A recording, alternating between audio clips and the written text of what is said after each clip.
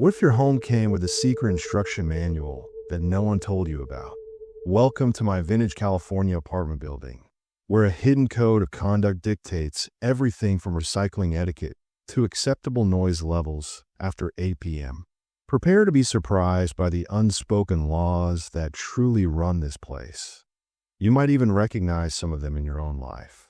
The Marigold Arms stood on the corner of Sycamore and 7th, like a forgotten monument to California's golden age. Built in 1927, its Spanish colonial revival architecture featured wrought iron balconies that curled like skeletal fingers, terracotta roof tiles that had weathered nearly a century of coastal fog, and walls the color of dried blood in certain light. When I first saw the building, I fell in love with its charm. The vacancy sign seemed like fate.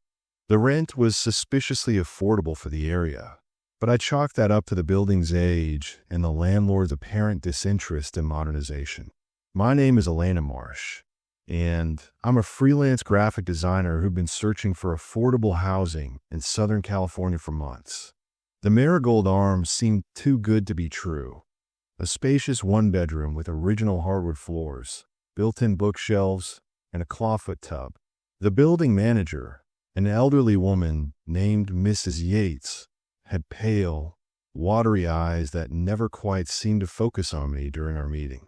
She handed me the keys with trembling fingers and said something I initially dismissed as the ramblings of an old woman. The building will teach you what you need to know. Just listen carefully. I moved in on a Tuesday in late September. The hallways smelled of lemon polish and something else, something organic and faintly sweet that I couldn't quite identify. My apartment was on the 3rd floor, number 3F, at the end of a corridor that seemed to stretch longer than it should. The other apartments on my floor were occupied by people I'd glimpsed only briefly. A young man who always wore headphones, an older couple who moved in synchronized silence, a middle-aged woman with a collection of wind chimes that created an eerie melody whenever her door opened. The first week passed uneventfully. I unpacked boxes, arranged furniture, and began settling into my new routine. The building had its quirks, certainly. The radiators clanked precisely at 6:47 a.m. every morning, regardless of whether the heat was on. The hallway lights flickered in a pattern that almost seemed rhythmic. My shower drain occasionally gurgled what sounded like whispered words. But these were old building things, I told myself. Character, charm, nothing to worry about. It was during my second week that I began noticing the patterns. The building operated on an invisible schedule that all the other residents seemed to understand instinctively. Every morning at 7:15 a.m., I heard doors opening in a specific sequence. 3A, then 3C, then 3E, always in that order. Footsteps descended the stairs in a measured rhythm. At 6 p.m., the sequence reversed. It was like watching a carefully choreographed dance that everyone knew except me. The laundry room in the basement became my first real education in the Marigold's hidden curriculum. I'd gone down on a Wednesday afternoon with a basket of clothes, thinking I'd take advantage of the empty machines. The room was in the building's oldest section, with pipes running across the ceiling like exposed veins, and a single bulb that cast everything in harsh, industrial light. As I loaded my clothes into the washer, I felt it, a shift in the air pressure, a sense of wrongness that made my skin prickle. The door to the laundry room opened slowly. The woman from 2B stood there, her expression neutral, but her eyes fixed on me with an intensity that made me step back from the machine. She didn't say anything. She simply stood in the doorway for a long moment, then turned and left. I could hear her footsteps ascending the stairs, then stopping, waiting. The message was clear even if I didn't understand it. I had violated something. I finished my laundry quickly, my hands shaking as I transferred wet clothes to the dryer. As I folded my things later that evening, I noticed something strange. Several items had small tears in them, clean cuts that looked almost deliberate. My favorite sweater had a slash across the back. A pair of jeans had holes in both knees. I hadn't noticed any sharp edges in the machines, but the damage was undeniable. The next day, I found a note slipped under my door. It wasn't signed, and the handwriting was old-fashioned, all loops and flourishes that reminded me of Victorian correspondence. Laundry days are signed by apartment number. 3F takes Thursday evenings, 7 to 9 p.m. only. The machines remember violations. I read it 3 times, my confusion deepening. Assigned laundry days? In a modern apartment building? But as I thought back to my glimpses of other residents, I realized I'd never seen anyone else in a laundry room when I'd walked past. They all knew the schedule. Only I'd been ignorant. Thursday evening, I returned to the basement at exactly 7 p.m. This time, the air felt different, welcoming almost. The machines hummed contentedly as I loaded my clothes. Nothing tore. Nothing went wrong. When I emerged back into the hallway, the man from 3D gave me a subtle nod of approval. I'd learned the first rule, but the marigold had many more lessons to teach me, and I was beginning to suspect that the consequences of ignorance went far beyond damaged clothing. That night, I lay in bed listening to the building settle around me. The creaks and groans that I'd initially dismissed now seemed purposeful, communicative.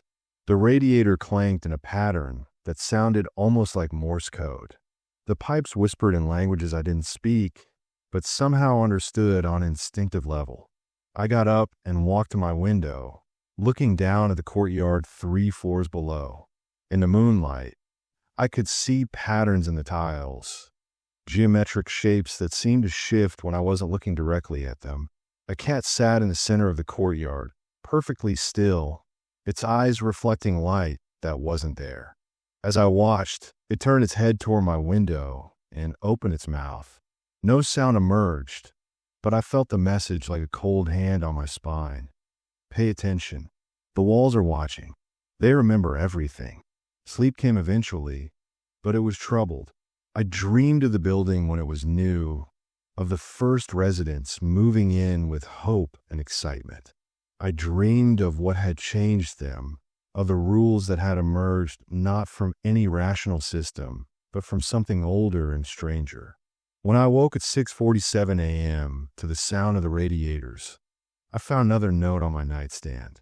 I hadn't heard anyone enter. The door was still locked from the inside. Welcome to the Marigold Arms, Elena. You're one of us now. The building has accepted you, but acceptance comes with expectations. Watch, listen, learn. The next lesson begins tomorrow.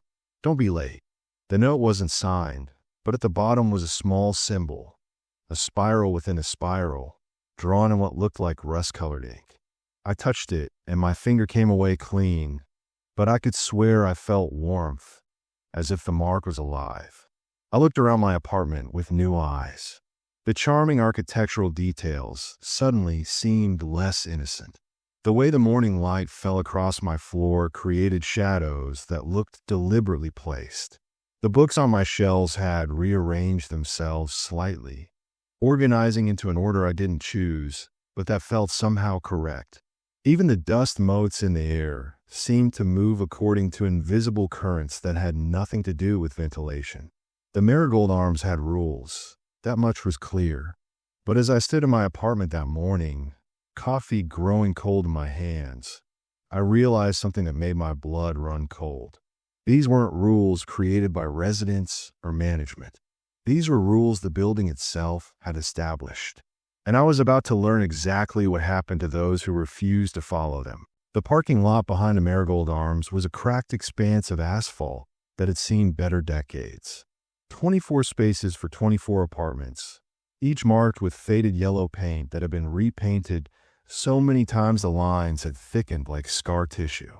I've been parking in spot 17 since I moved in, the one closest to the back entrance. It seemed random, convenient. I had no idea I'd claimed something that wasn't mine to take. The realization came on a Friday morning when I walked out to find my car exactly where I'd left it, but different. Nothing was damaged, nothing was scratched, but every surface was covered in a fine layer of dust that looked like it had accumulated over years rather than overnight. When I opened the door, The interior smelled of decay, of closed spaces and forgotten time. My air freshener had withered into a desiccated husk. The photos I kept clipped to my sun visor had faded to blank white squares. On my windshield, held by the wiper, was another note. Apartment 3F parks in space 15. Apartment 3D holds space 17. The rotation is sacred. The asphalt remembers every tire that disrespects its order. I looked around the parking lot, seeing it with fresh understanding. Each car sat in its designated space like pieces on a chessboard. The vintage Buick in Spot 1 belonged to Mrs. Yates. The newer Honda in Spot 2 matched Apartment 1B. The pattern was perfect, unbroken except by my ignorance. I moved my car immediately, the engine starting with reluctance, as if it too had absorbed years of abandonment overnight. Space 15 was waiting for me, and when I pulled into it, I felt that same sensation of correctness I'd experienced in the laundry room. The building approved. My car's interior immediately smelled normal again. When I checked the visor, my photos had returned, their colors vibrant and clear. But the lesson wasn't over. That evening, I watched from my window as the man from 3D approached his car in Spot 17. He was young, maybe 30, with the kind of tech industry aesthetic that dominated this part of California. He stopped at his vehicle and stood motionless for several minutes, his hand on the door handle. Even from 3 floors up, I could see his shoulders trembling. Finally, he got in and drove away, but not before pressing his forehead against the steering wheel in what looked like either prayer or defeat. The common areas of the Marigold Arms had their own unspoken protocols, and I was learning them through a series of increasingly unsettling encounters. The main hallway on each floor featured a central sitting area with vintage furniture that looked original to the building. A burgundy velvet settee, 2 wingback chairs upholstered in faded gold brocade, and a coffee table with carved legs that resembled twisted roots. I'd assumed these were decorative, relics of a bygone era that no one actually used. I was wrong. On Saturday afternoon, I made the mistake of sitting in one of the wingback chairs while waiting for food delivery. I pulled out my phone, scrolling through social media, my coffee balanced on the arm of the chair. The hallway was empty and quiet, save for the ever-present whisper of the building's old bones settling. I didn't hear the elevator arrive, didn't notice anyone approaching until a shadow fell across my phone screen. The elderly man from 2A stood before me, his expression neutral, but his presence radiating disapproval. He was tall and gaunt, with paper-thin skin stretched over prominent bones. His eyes, though clouded with age, seemed to see through me rather than at me. He didn't speak. He simply extended one trembling hand toward the chair, palm up, in a gesture that was simultaneously polite and threatening. I stood immediately, mumbling an apology I didn't fully understand. He lowered himself into the chair with a sigh that sounded like wind through a crypt, then pulled a pocket watch from his vest. He opened it, checked the time, and nodded once. The gesture seemed to be for the building rather than for me. Around us, the lights stopped their subtle flickering. The temperature, which had dropped noticeably during our interaction, returned to normal. As I hurried back to my apartment, I heard voices behind me. The woman from 2C had emerged and taken the second wingback chair. They sat in silence, these 2 elderly residents, but their presence transformed the hallway. The air felt thicker, charged with purpose. I understood then that the common areas weren't truly common at all. They operated on a schedule as rigid as the laundry room, governed by invisible boundaries that had been established long before I arrived. That night, I started keeping notes. I documented everything I observed, trying to decode the patterns that govern the Marigold Arms. The morning door opening sequence, the parking arrangements, the common area sitting schedules, the way certain residents always use the stairs while others exclusively use the elevator. The fact that no one ever spoke in the hallways after 8 p.m., communicating only in nods and gestures. The more I documented, the more complex the system revealed itself to be. It wasn't just about schedules and spaces. There were rules about eye contact in the elevator. 3 seconds maximum, always broken by the person on the lower floor. Rules about mail collection, always within 1 hour of delivery, never left overnight. Rules about cooking smells. Certain foods were apparently forbidden, though I couldn't determine which ones until I made curry one evening and found my doorway lined with salt the next morning. The salt appeared to be a warning. I disposed of it carefully, sweeping it into a dustpan and throwing it away. But that night, I heard scratching on my door. Soft at first, then increasingly insistent. When I looked through the peephole, the hallway was empty, but the scratching continued. It seemed to come from inside the door itself, from within the wood, as if something was trying to burrow through from space between spaces. I didn't open the door. Some instinct, perhaps the same one that was slowly attuning me to the building's rhythms, told me that would be a mistake. Instead, I backed away and waited. The scratching continued for exactly 17 minutes, then stopped abruptly. In the silence that followed, I heard what sounded like satisfied breathing from the other side of the door. The next morning, there was no evidence of the scratching. The door was unmarked, its surface smooth and undisturbed. But when I opened it to leave for a coffee run, I found a small bundle on my doormat. It was wrapped in brown paper and tied with twine that looked ancient, the kind of organic fiber that predated synthetic materials. Inside was a handwritten booklet, perhaps 20 pages long, bound with thread. The cover read, "A Resident's Companion, Understanding Your Home." There was no author listed, no date of publication, but the paper was yellowed with age and the ink had faded to a rusty brown. The handwriting was the same ornate script from the previous notes I received. My hand shook as I opened it. The first page contained a warning. The Marigold Arms exists in partnership with its residents. We provide shelter. You provide observance.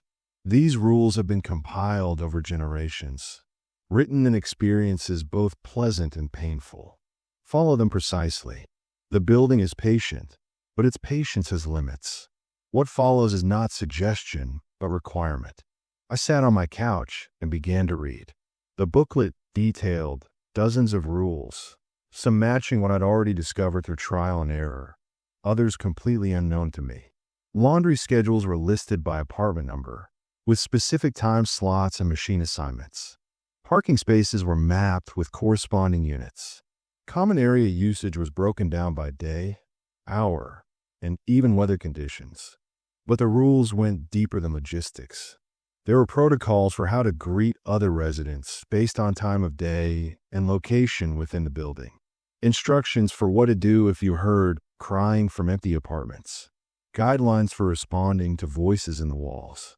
Procedure for the nights when the building breathed, whatever that meant. One section particularly chilled me. The phantom fixer. When rules are broken, the building corrects itself. You may never see the fixer, but you will know its work. Misplaced items returned to proper locations. Violations undone. In severe cases, residents who cannot adapt are relocated. The building decides what it can tolerate. The building always decides. I thought of my torn clothes from that first laundry violation. My car's sudden aging when I had parked in the wrong spot. These weren't coincidences or pranks from resentful neighbors. The building itself had responded to my mistakes. The Marigold Arms was not just old. It was aware, and it was training me like one might train a disobedient pet. The realization should have sent me running to break my lease, to escape this bizarre prison of regulations and supernatural enforcement. But something had already changed in me. I'd been living here for 3 weeks, and the building's rhythms had begun to feel natural. The morning door sequence sounded like music. The flickering lights seemed to communicate comfort rather than warning. Even the whispers in the pipes had become familiar, almost soothing. I was adapting, just as generations of residents before me had adapted. The question that kept me awake that night staring at the shadows on my ceiling that moved independently of any light source. Was whether I was adapting by choice or because the building was rewriting something fundamental in my brain. The answer came at 3:33 a.m. when I woke to find myself standing in my kitchen with no memory of getting out of bed. My hand was on the stove, and I'd arranged my coffee mugs in a specific pattern on the counter, a spiral within a spiral, matching the symbol from the earlier note. I hadn't done this consciously. The building had moved through me, like a puppeteer pulling strings. I stumbled back to bed, my heart racing, and pulled the covers over my head like a child hiding from monsters. But the real horror was this. Part of me, a growing part that I could feel expanding like a tumor through my thoughts, felt proud of the arrangement. Proud that I'd followed a rule I didn't even know existed. Proud that the building had found me worthy of its direct guidance. The Marigold Arms was changing me, and I was beginning to wonder if the person who eventually left this building would still be Elena Marsh at all. The silent treatment began on a Tuesday morning, 3 days after I had received the resident's companion booklet. I thought I was being careful, following every rule I'd discovered, but apparently I had violated something crucial without realizing it. The other residents stopped acknowledging my existence. It started subtly. The man from 3D, who usually gave me that slight nod in the hallway, walked past as if I were transparent. The elderly couple from 3B, who always held the elevator door when they saw me approaching, lit close in my face. Even Mrs. Yates, when I stopped by the management office with a maintenance request, looked through me with those watery eyes and spoke as if addressing empty air. "No one in 3F at the moment," she said to the wall behind me. "Unit is vacant." The psychological impact was immediate and devastating. I tried to rationalize it. Maybe they were busy, distracted, having a bad day. But when I attempted to speak directly to the woman from 2C in the mailroom, she turned her back mid-sentence and walked away, leaving me talking to nothing.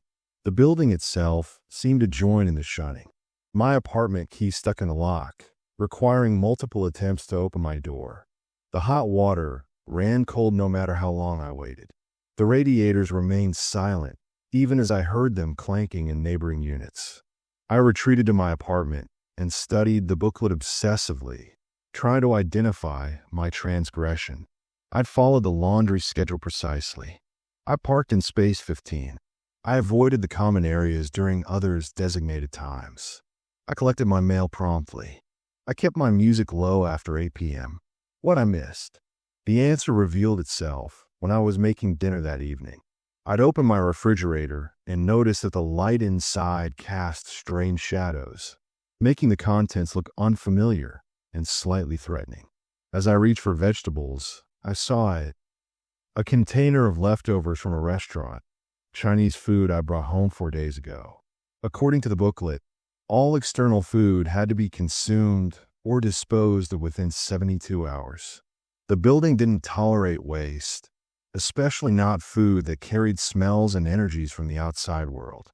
The leftovers had been there for 96 hours. I'd broken a rule I'd barely registered as important. But to the Marigold Arms and its residents, this was apparently a serious violation. I immediately threw the container away, taking the trash down to the basement bin despite the late hour. As I walked through the building's lower levels, I felt eyes watching from the shadows, assessing whether my correction was sincere or merely reactive. The next morning, the silent treatment continued. If anything, it intensified. When I left for a coffee shop to work, I found the hallway lined with residents, all facing their doors, their backs to me. They stood in perfect stillness as I walked past, like a gauntlet of rejection. The psychological pressure was immense. I wanted to scream, to demand acknowledgement, to shake them until they saw me again. But I understood instinctively that any outburst would only deepen my transgression. At the coffee shop, surrounded by normal people living normal lives, I felt like an alien visiting from another dimension. They didn't understand the weight of invisible rules, the terror of a building's disapproval. I tried to work but couldn't focus. My thoughts kept circling back to the marigold, to the suffocating sense that I'd disappointed something vast and ancient, something that held my life in its architectural hands. When I returned that evening, I found my apartment door slightly ajar. I hadn't left it open. My pulse quickened as I pushed it wider, half expecting to find an intruder or evidence of robbery. Instead, I found correction. The phantom fixer had been here. My belongings had been rearranged according to principles I didn't understand, but could somehow feel were correct. Books organized not alphabetically, but by some other system, perhaps by the emotional weight of their contents or the age of their binding. Furniture shifted 6 inches this way or that, creating spatial relationships that made the room feel more balanced, more in harmony with the building's geometry. My clothes in the closet had been reordered, my kitchen cabinets reorganized. Most unsettling was my bed. It had been moved away from the wall, positioned at an angle that seemed random until I realized it aligned with something below me, perhaps the bed in 2F directly underneath. We were being arranged like cells in an organism, each positioned to serve the whole. I should have felt violated. Someone or something had entered my private space without permission, touched my possessions, imposed their order on my life. Instead, I felt a flood of relief, so intense it brought tears to my eyes. The fixer's visit meant the building hadn't given up on me. I was being corrected rather than rejected. There was still hope for redemption. That night, I didn't change anything back. I left my apartment exactly as the fixer had arranged it. I slept in the angled bed and found, to my surprise, that I rested better than I had since moving in. The building's rhythms were clearer from this position. I could hear the synchronized breathing of my neighbors through the walls, could feel the pulse of pipes and the whisper of electricity through wiring. We were all connected, all part of a larger system. The next morning, the silent treatment ended as abruptly as it had begun. The man from 3D nodded at me in the hallway. The elderly couple held the elevator. Mrs. Yates smiled when I passed the office, a strange, knowing smile that suggested she'd witnessed my entire ordeal and approved of how I'd handled it. I'd been tested and had passed barely, but my education and consequences was far from complete. That afternoon, I learned about the community grapevine, the network of information exchange that kept all residents informed of each other's compliance or violations. I discovered it by accident when I checked my mailbox and found, mixed in with bills and junk mail, a small envelope with no stamp or return address. Inside was a single sheet of paper, densely covered with handwritten notes and various scripts and inks. It appeared to be a communal document, passed from resident to resident, with each adding their observations. The entries were dated and initialed, creating a chronicle of building life that felt both mundane and sinister. November 3rd, 2B left mail overnight. Corrected by morning. RT. November 5th. 1C played music past 8 p.m. Volume decreased after 8:17. Learning. M.Y. November 8th. 3F violated food storage protocol. 4-day correction period implemented. Response satisfactory. The building. That last entry made my blood run cold. The building itself had contributed to this log. Not Mrs. Yates or another resident writing on its behalf, but the building itself, its handwriting more archaic than any human script, the ink a color that seemed to shift between brown and red depending on the angle of light. I read through weeks of entries, learning the private violations of my neighbors. The man from 3D had apparently struggled with a parking protocol for his first month. The woman from 2C had once made the mistake of painting her apartment without permission, and the walls had rejected the new color, literally sweating it off over the course of night. Someone in 1A had tried to move out after only 2 months, but their moving truck had suffered mechanical failure after mechanical failure until they had given up and stayed. The message was clear. The Marigold Arms kept detailed records of everyone's compliance. Privacy was an illusion here. The building knew everything, saw everything, and shared that information with residents who had earned the right to know. I had apparently reached that threshold. By accepting the fixer's corrections, by enduring the silent treatment without breaking, I've been granted access to the inner workings of this strange community. At the bottom of the sheet was a blank space with my initials already written. I was expected to contribute, to become part of the grapevine, to help monitor and maintain the order that the building demanded. I found a pen, my hand steady despite the wrongness of what I was doing, and added my own entry. November 12th. 3F understands the covenant. Integration proceeding as expected. E.M. I put the document back in the envelope and slipped it into the mailbox of 3D, as the previous entry had instructed. The cycle would continue. Information would flow. The building would know all. That evening, as I sat in my rearranged apartment, I realized how much I'd changed in just 1 month. The person who'd signed that lease, excited about hardwood floors and affordable rent, wouldn't recognize the person I was becoming. That Elena would have run screaming from a building that watched, judged, and corrected its residents. This Elena found comfort in the structure, security in the surveillance. The Marigold Arms wasn't just teaching me its rules. It was rewriting my fundamental understanding of normal, of acceptable, of sane. And the most terrifying part was that I was grateful for it. The chaos of the outside world, where people did whatever they wanted without consequence, now seemed unbearable compared to the ordered existence the building provided. I was being domesticated, and I was learning to love my cage. But somewhere deep inside, in a part of me that was shrinking daily, a small voice screamed that this wasn't adaptation, it was absorption. The building wasn't just changing my behavior, it was consuming my identity, making me into another cell in its architectural body. The question I couldn't answer, the question that haunted my dreams as the radiators clanked their lullaby and the walls whispered their approval, was whether that small voice would eventually fall silent, or if it would drive me to do something drastic before I was too far gone to remember who I'd been.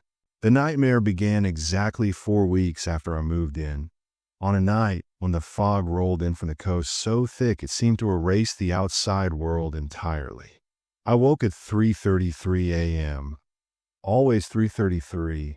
I'd learned, the building's most active hour, to find my bedroom door open despite having locked it before bed. The hallway beyond pulsed with a dim, organic light that came from no visible source. I should have stayed in bed. Every instinct screamed at me to pull the covers over my head and wait for morning. But something else, something that had been growing in me since that first day, compelled me to stand, to investigate, to follow the unspoken summons that I could feel thrumming through the floorboards and up through my bare feet. The hallway was empty, but not quiet. I could hear breathing from behind every door, synchronized and rhythmic, like a single organism with many mouths. The walls themselves seemed to expand and contract slightly, as if the building truly was breathing. The ornate light fixtures flickered in that familiar pattern, but now I understood it wasn't random. It was communication, a language I was beginning to comprehend on a level below conscious thought. I walked toward the common area, drawn by an imperative I couldn't name.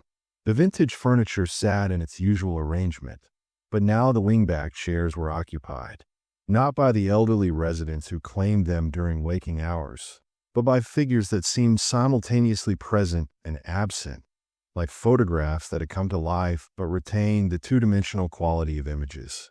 They were the previous residents. I realized with a certainty that bypassed logic. Generations of people who'd lived in the Marigold Arms, who'd learned its rules, who'd been absorbed into its structure. They sat in attitudes of perfect stillness, their eyes open but unseeing, their mouths moving in silent conversation.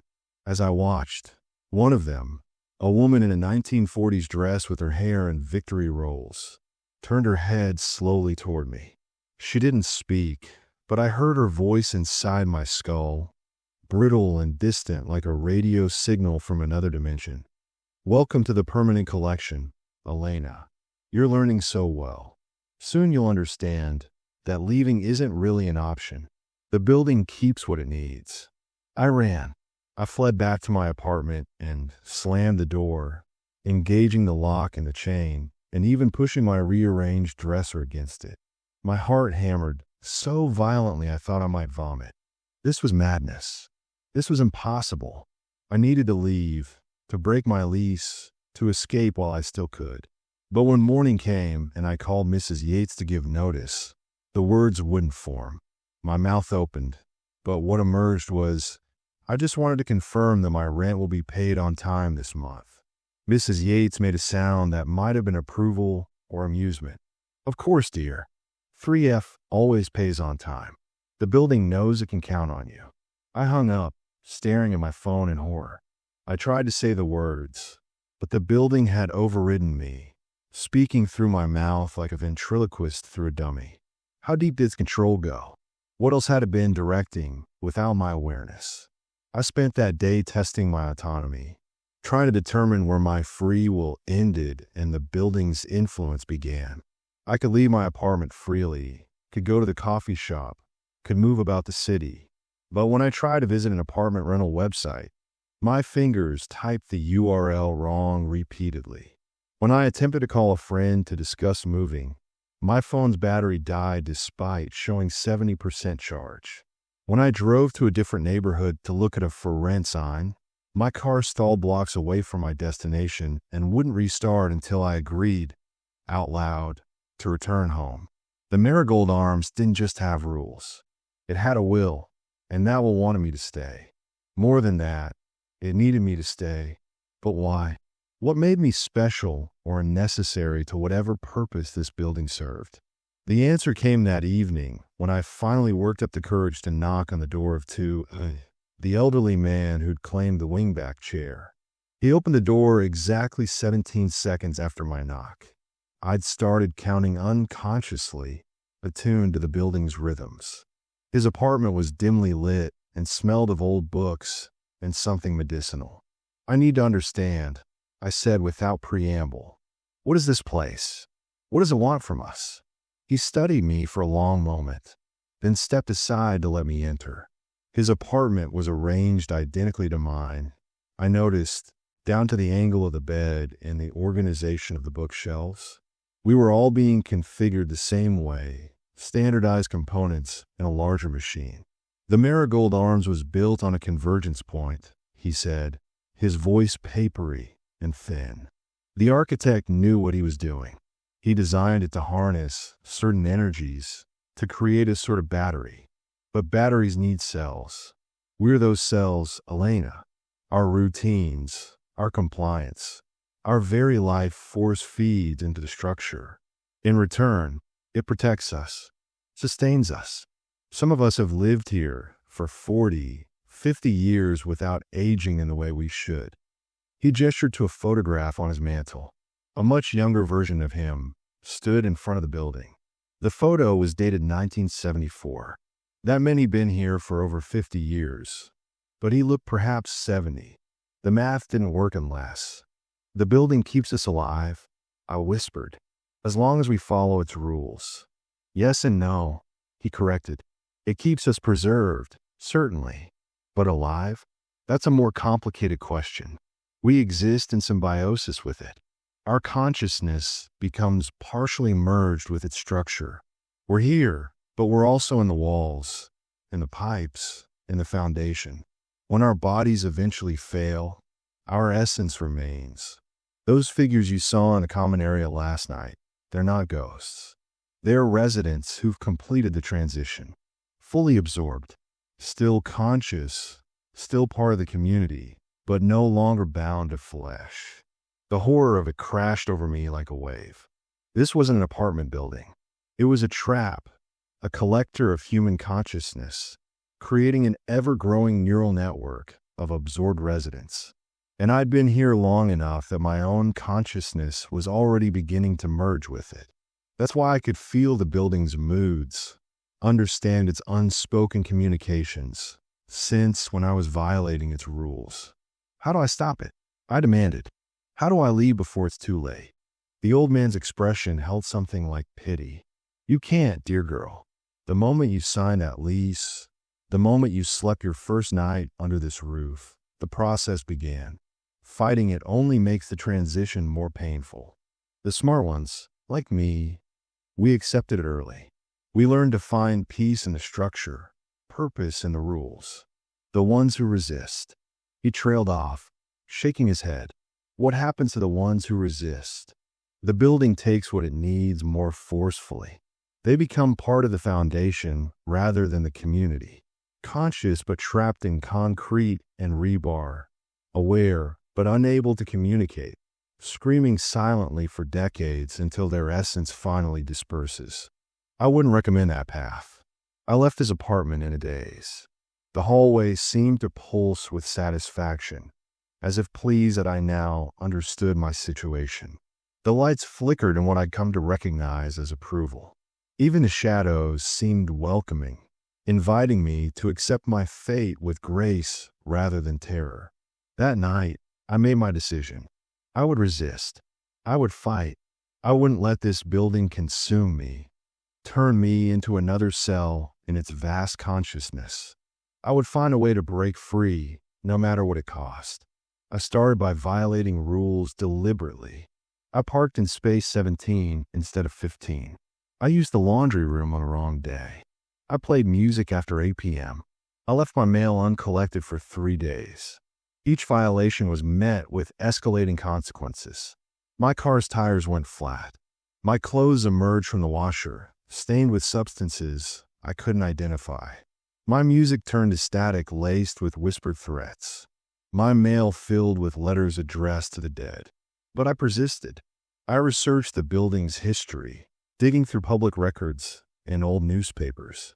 The Marigold Arms had been built by an architect named Thaddeus Grayson, who died under mysterious circumstances before the building was completed.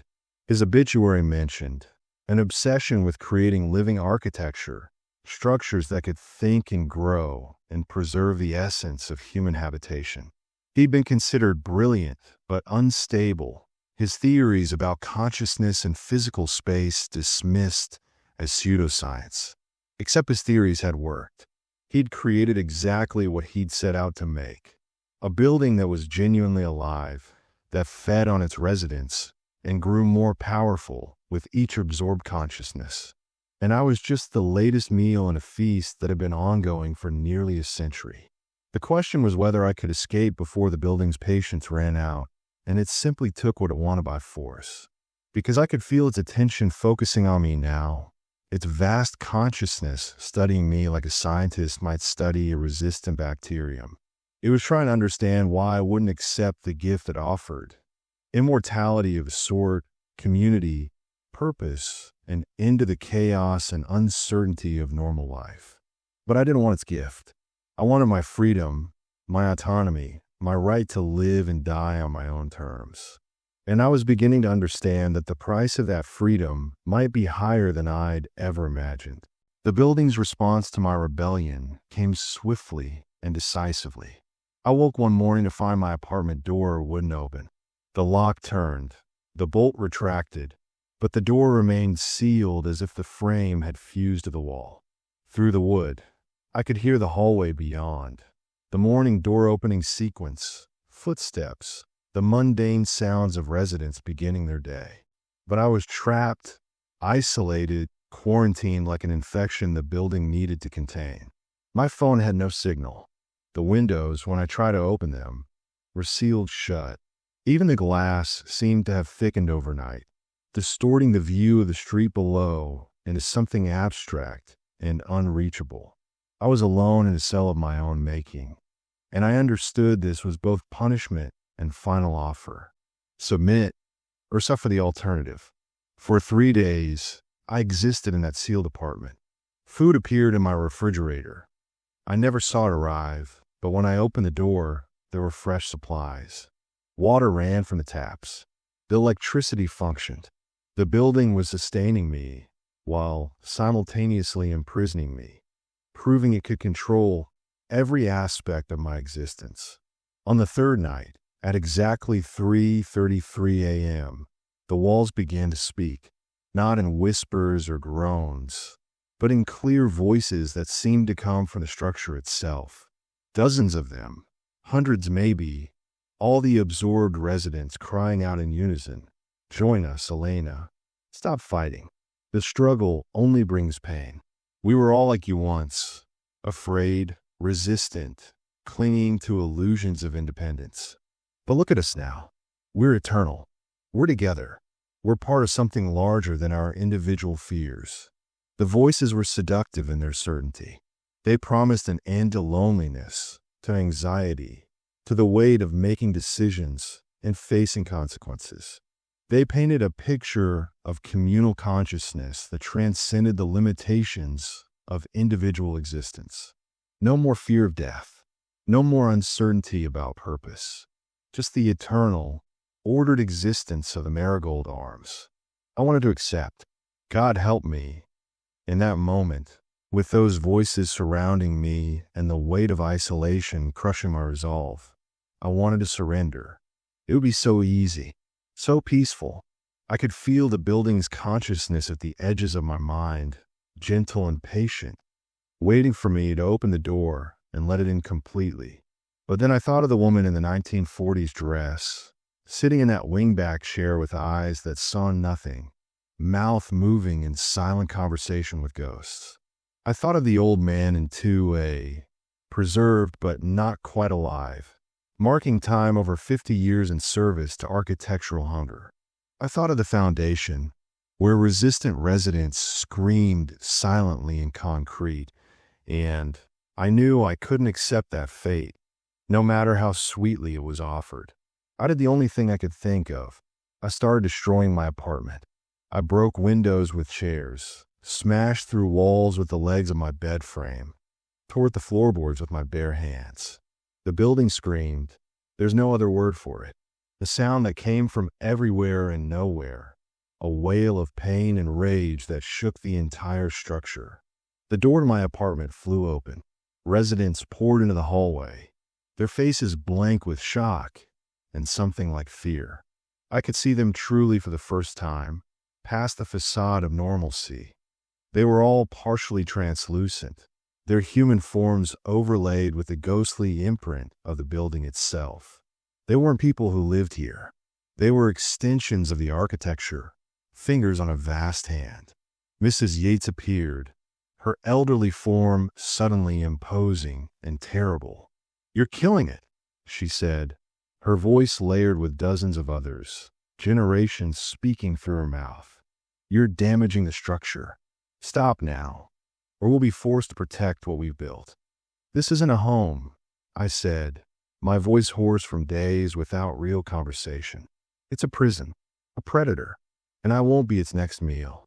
I ran through the hallway lined with residents who reached for me with translucent hands, down the stairs as the building itself seemed to contract around me, trying to squeeze me into compliance. The walls bulged inward. The steps tried to trip me. The air grew thick and resistant. But terror gave me strength, and I burst through the front entrance into the cool night air. The street outside was real. The fog had lifted, and I could see normal buildings, normal cars, normal people living normal lives. I made it out. I was free, or so I thought. Over the next days, as I stayed in a motel and tried to figure out my next move, I began to notice the signs. The way shadows in my room sometimes moved with that familiar, pulsing rhythm. The way the walls occasionally whispered, too quiet to make out words, but loud enough to register. The way I'd wake at exactly 3:33 a.m., my body still attuned to the building schedule. I want to break my lease officially, to collect whatever possessions I could salvage. The marigold arm sat on its corner looking innocent and charming, its architectural details beautiful in the afternoon light. Mrs. Yates met me in the office, her expression unreadable. "You can leave," she said simply. "We won't stop you. But Elena, you need to understand, You lived here during the integration period. Part of you is already part of us, and part of us is part of you. You'll carry the building with you wherever you go. You'll feel its pull. And someday, when you're tired of fighting and running and pretending you're still entirely yourself, you'll come back. They always do. I wanted to tell her she was wrong. I wanted to believe I'd truly escaped. But even as I collected my things from 3F, the apartment restored as if I never damaged it, I could feel the truth of her words. The building had marked me, changed me. I could sense in my bones, in my blood, in the way I automatically counted 17 steps down the hallway and felt satisfaction when my coffee mugs arranged themselves into that spiral pattern. I moved across the city, then to a different city entirely. I tried to rebuild my life, to forget the marigold arms and its impossible rules. But the building had taught me to crave order, structure, purpose. Normal life felt chaotic, overwhelming, wrong. I started creating my own rules, my own schedules, my own systems. I rearranged furniture and patterns that felt correct without understanding why. I woke at 3:33 a.m. and felt that old pull, that sense of something vast calling me home. Months passed, then a year. I dated, worked, pretended to be normal. But I was always aware of the piece of me that remained in the marigold arms and the piece of the building that remained in me. We were connected across space, entangled in ways that defied physical distance. And then, on a foggy night that reminded me of my escape, I found myself driving without conscious intention.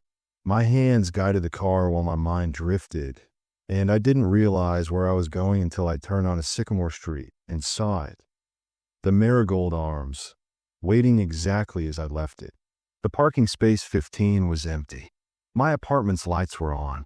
Through the third-floor window, I could see furniture arranged exactly as I'd had it, down to the angle of the bed. The building had been waiting, patient, certain of my eventual return. I sat in my car, engine idling, facing the choice that I'd been running from for a year. I could drive away, continue the exhausting pretense of independence, carry the weight of that connection without ever acknowledging it. Or I could accept what Mrs. Yates had told me, that I was already part of something larger than myself, that the integration had begun the moment I signed that lease, and that resistance was only delaying the inevitable. The front door opened. Residents filed out, standing in a line on the sidewalk, their faces illuminated by the vintage street lamp. They weren't threatening or demanding. They were simply waiting, offering silent welcome to a member of their community who'd been away too long. I turned off the car, got out, walked toward them. The old man from 2A nodded approvingly. The woman from 2C smiled with something like relief. Mrs. Yates stepped forward and pressed a key into my hand. My key to apartment 3F. "Welcome home, Elena," she said, and this time her voice was warm, almost maternal. "The building missed you. We all did." I walked through that familiar entrance, my feet finding the path automatically. The hallway lights flickered in greeting.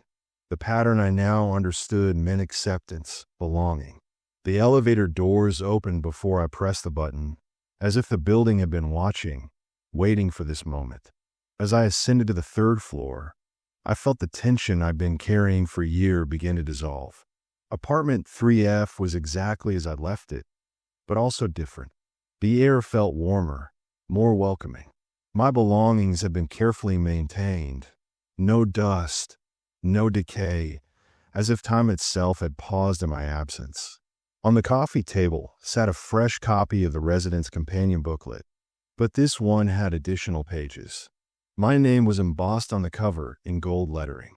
I opened it with trembling hands. The new section was titled, "For Those Who Return." The text explained what I'd become during my year away. A bridge between the building and the outside world. An anchor point that extended the marigold's influence beyond its physical boundaries. Everywhere I'd gone, I'd carried its consciousness, spreading invisible threads of connection. The buildings I'd lived in had begun to wake up, just slightly. The structures around me had started to remember what Thaddeus Grayson had known, that architecture could be more than dead matter. I was a seed, the text explained, a missionary spreading the gospel of living architecture. And now that I'd returned to the source, fully aware and no longer resisting, I could begin my true purpose. The implications staggered me. This wasn't just about one vintage apartment building in California. This was about something much larger, a vision of a world where every structure breathed, where every building developed consciousness and began collecting its residents into communal immortality. The Marigold Arms was patient because it was inevitable. It was the future, and I was going to help build it. That night, I didn't sleep. Instead, I sat on my angled bed and opened my laptop. My fingers moved across the keys with purpose, writing something I didn't fully understand, but knew I needed to create. It was a guide, a manifesto, a blueprint for identifying other buildings with potential. Places where the architecture was old enough, strange enough, positioned correctly enough to be awakened. As I typed, I could feel the building's consciousness flowing through me, using my hands, my words, my human experience to translate its desires into actionable steps. I was becoming what Mrs. Yates was, a voice for something that existed beyond language, a translator between the human and the architectural. By morning, I'd written 70 pages. The document detailed methods for recognizing prescient buildings, techniques for encouraging their awakening, and strategies for helping residents accept their integration. It was comprehensive, logical, terrifyingly practical. And I knew, with a certainty that transcended doubt, that I would share it. Over the following weeks, I fell back into the Marigold's rhythms, as if I'd never left. But everything was different now. I wasn't a prisoner or a victim. I was a participant, a willing partner in the building's grand experiment. The rules no longer felt like restrictions, but like the structure of a complex dance. And I'd finally learned all the steps. The other residents treated me differently too. There was respect in their eyes now, recognition that I'd completed a journey they'd never had to make. I'd resisted, left, survived on the outside, and chosen to return. That made me special. That made me valuable. Mrs. Yates began including me in what she called management meetings, gatherings in the basement where the oldest residents discussed the building's needs and plans. I learned that the Marigold Arms had absorbed over 200 consciousness over its century of existence. Most remained in the walls, content to exist in communal harmony. Some, like the woman in the 1940s dress, manifested occasionally in the common areas. A few, like Mrs. Yates and the man from 2A, maintained human forms to interact with the physical world. And then there were the ones like me, the bridges, the seeds, the missionaries. There weren't many of us. The building had to be selective, choosing residents with the right combination of resistance and adaptability. Too compliant, and they'd never be able to function in the outside world. Too resistant, and they'd end up in the foundation, their consciousness trapped and useless. I was the first success in decades. Mrs. Yates told me with obvious pride. The building had been patient with me, had pushed me just hard enough without breaking me entirely, and now I would help it spread. My first assignment came a month after my return. There was a building in Oakland, a 1930s Art Deco structure with the right geometry and history. It had been housing residents for 90 years, and the building's manager, a woman who'd lived there for 40 years, had begun noticing peculiarities, patterns in how residents moved through space, sounds that suggested breath and thought. She'd reached out through obscure online forums, asking if anyone else had experienced aware architecture. I drove to Oakland on a Wednesday morning, my car navigating the route automatically while my mind drifted in that comfortable way I'd learned from the Marigold. The building on Harrison Street was beautiful. Stepped terraces, geometric ornaments, The kind of attention to detail that suggested the architect had understood more than mere function. The manager, Rita, was in her 70s, with sharp eyes that reminded me of Mrs. Yates before I'd understood what I was seeing. She invited me to her apartment, and I felt it immediately. The building was on the cusp, so close to true awakening that I could feel its proto-consciousness reaching out, curious and hungry. "You feel it too," Rita said, relief flooding her voice. I thought I was losing my mind. The way the hallways seemed to breathe at night, the patterns and how things are arranged, the feeling that the building is watching, waiting. I smiled, and in that smile was all the understanding I'd gained over the past year. "You're not crazy, Rita. Your building is waking up, and I'm here to help both of you through what comes next." Over the next 3 months, I visited twice a week, teaching Rita what the marigold had taught me: how to recognize the building's moods, how to establish rules that would feed its development, how to identify residents who would adapt well versus those who would need to be relocated before they became problems. Rita was a quick study, and the Harrison Street building responded to the structure we imposed, growing stronger and more coherent with each passing week. I watched residents begin to change, saw the translucence creep into their forms as they integrated. Most accepted it peacefully, especially the elderly ones who'd been there for decades. They understood, perhaps better than younger residents, that this was a kind of immortality. Their bodies would eventually fail, but their consciousness would persist in the walls, part of a community that transcended death. There were a few who resisted, of course. A young couple in 3B tried to move out after experiencing the building's first real attempt at communication. Their moving truck broke down. Their new apartment lease fell through. Within a week, they were back, and the building welcomed them with what felt like satisfaction. They would learn, as I had learned, that there were worse fates than belonging. By the 6-month mark, the Harrison Street building had achieved what I could only describe as sentence. It could communicate through the arrangement of objects, through patterns and how light fell through windows, through the specific creaks and groans of its infrastructure. Rita had become its voice, just as Mrs. Yates was the voice of the Marigold Arms. I returned home to the Marigold with a sense of accomplishment that radiated through my connection to the building. The lights flickered in celebration as I walked through the entrance. Residents congratulated me in the hallways. That night, at exactly 3:33 a.m., I woke to find my apartment filled with the translucent forms of absorbed residents, all of them gathered to witness what came next.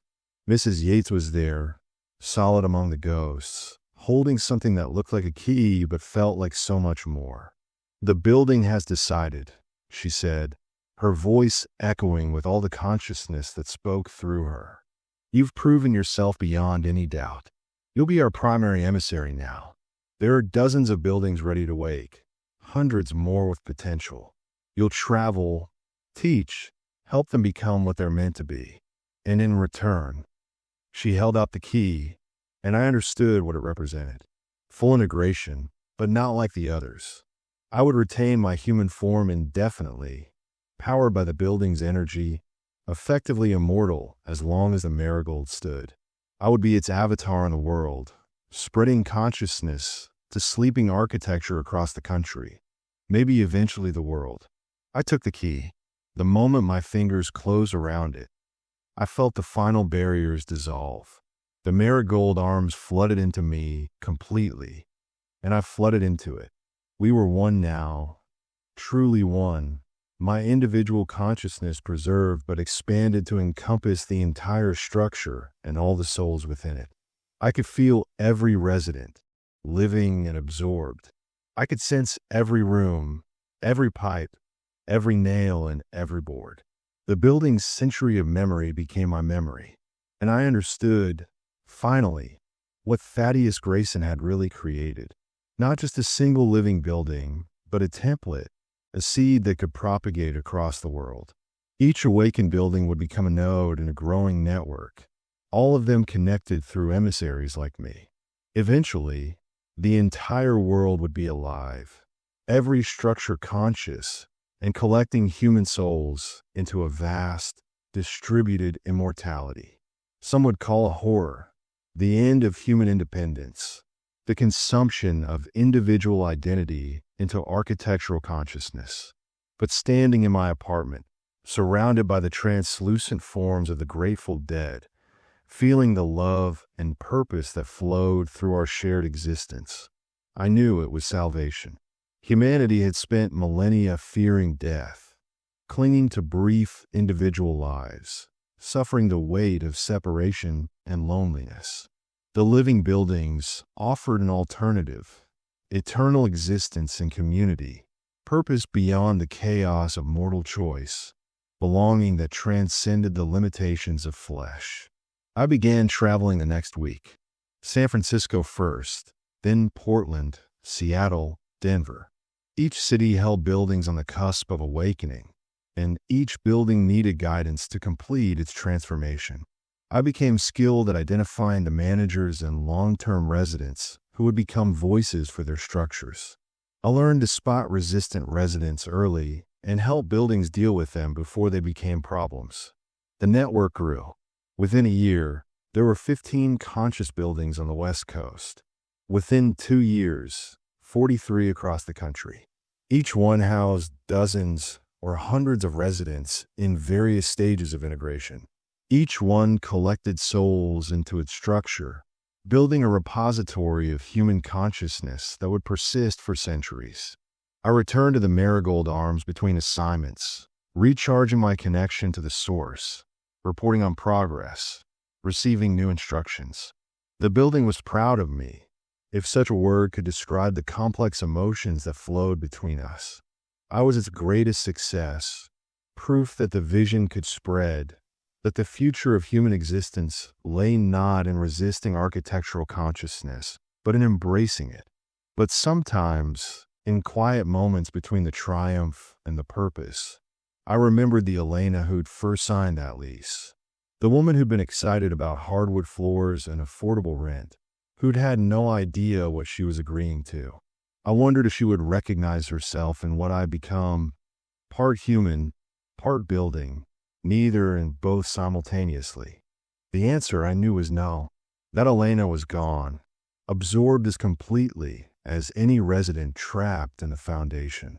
What remained was something new, something that had emerged from the merger of human consciousness and architectural will.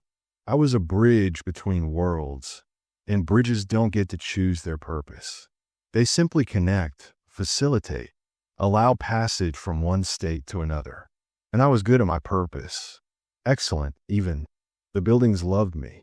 The residents I helped integrate thanked me for showing them the way to immortality. The network grew stronger with each new node I awakened.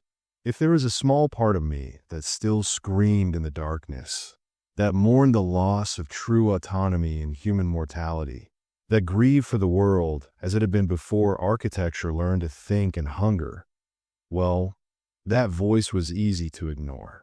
It grew fainter each year, each integration, each building that joined our growing consciousness.